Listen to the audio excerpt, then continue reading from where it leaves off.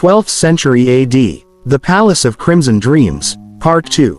The night was dark, but above the Crimson Palace, an extraordinary spectacle unfolded. A radiant blue light descended from the sky, as if the stars had decided to settle on Earth. The domes and towers of the palace, bathed in this ethereal glow, seemed like something out of a dream. It felt as though night had donned the attire of day. The mysterious blue light streamed down, directly upon the Crimson Palace. Its brilliance and enigma sent shivers through the hearts of the Mongols. The Mongol invasion had shaken half the world, leaving a trail of fire and blood. Their ruthless conquests brought ruin to every land they touched. As their massive army approached Uzbekistan's Crimson Palace, they halted abruptly. Though known for their invincibility, the strange light unnerved them. A general roared, "Retreat!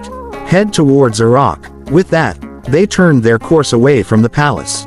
On that very night, within the walls of the Crimson Palace, a new life was about to begin, the birth of Kashif.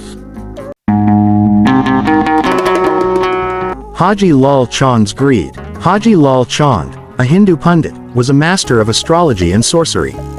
He commanded several jinns, and his spells rarely failed, though, at times, they backfired.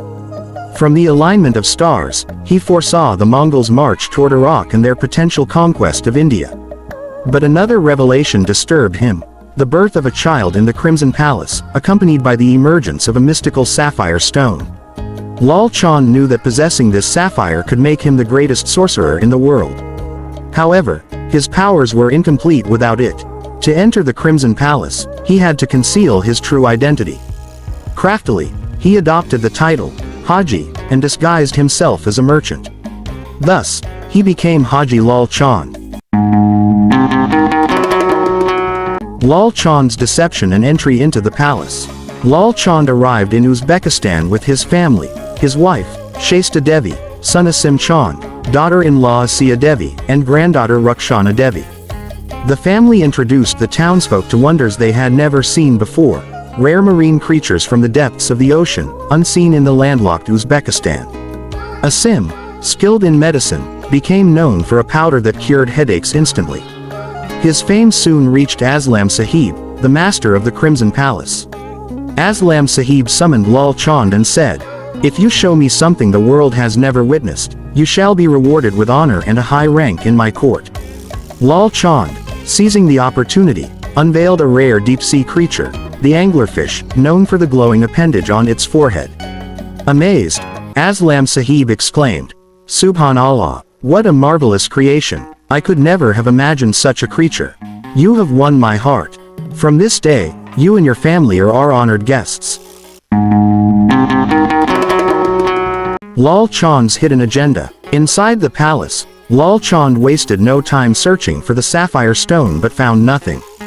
Over time, his family secured trusted positions within the palace. Asim Chand became the palace physician. Shaista Devi managed the royal kitchen. Meanwhile, a deep friendship blossomed between Rukhsana, Yasmin, and Kashif. Rukhsana, raised with love and honesty by her mother, Asiya Devi, knew her grandfather's true nature, a man driven solely by greed. However, Lal Chand had threatened Asiya Devi with a dreadful fate. If she did not assist his schemes, he would bury her and Rukhsana alive. Asiya remained silent out of fear, while Rukhsana harbored a secret defiance in her heart. Yasmin under a spell in the wedding plot. Lal Chand devised a sinister plan to remove Yasmin from Kashif's life. He ordered Shaista Devi to lace Yasmin's food with hashish leaves, a potent drug that would plunge her into a state of sorrow and delirium. Despite Asim Chand's treatments, Lal Chand's dark magic rendered the medicines ineffective. Rumors spread that Yasmin was under an evil spell. Fearing for Yasmin's life, Aslam Sahib announced a decision. "To secure my family's future, Kashif shall marry Rukhsana." This news was a triumph for Lal Chand but a storm of agony for Rukhsana, who knew the bond of love between Kashif and Yasmin. She resolved to stop the wedding and save them both. Aslam Sahib's murder and the wedding day. The night before the wedding, Aslam Sahib discovered Shaista Devi secretly feeding Yasmin a drugged potion. The truth was exposed, but before Aslam Sahib could act, Lal Chand summoned a jinn and ordered him to murder Aslam Sahib. The sudden death of his father devastated Kashif. With a heavy heart, he heard Lal Chand declare, "Your father's final wish was for you to marry Rukhsana." Bound by his father's dying command, Kashif consented to the marriage. The wedding hour and Rukhsana's plan. On the wedding day, Rukhsana, desperate to prevent the marriage, sought her mother's help. Asiya Devi handed her a powerful dose of hashish, advising, "Give this to Yasmin. It will make her unconscious and halt the wedding." Rukhsana carried out the plan, but events took a chilling turn. Just before the ceremony, the dreadful news spread. Yasmin is dead. Lal Chand's trick and the sapphire's mystery.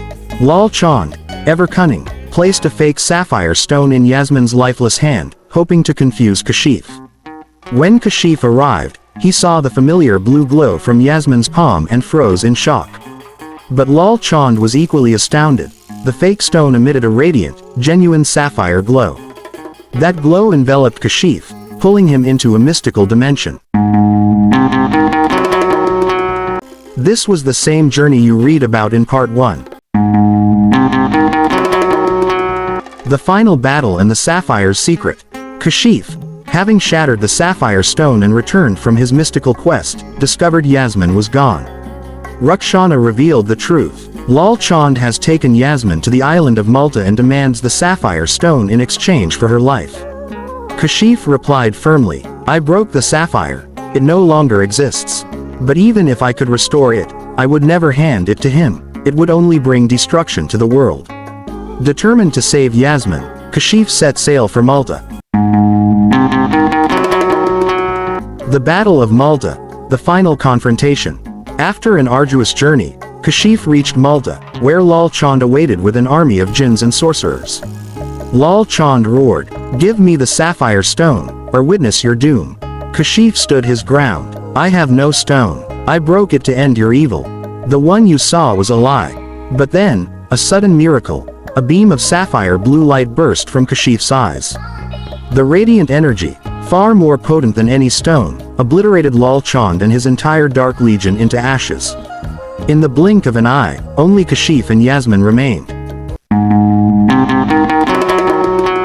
The sapphire's truth revealed. The mystery of the sapphire was finally unveiled. The stone's power had merged with Kashif during his childhood, residing within his eyes ever since. Lal Chand's endless pursuit was futile. The true source of power was Kashif himself. The sapphire had empowered Kashif and, in the end, destroyed the sorcerer who sought to control it. The palace restored, dreams reclaimed. With Lal Chand defeated, Kashif and Yasmin returned to Uzbekistan.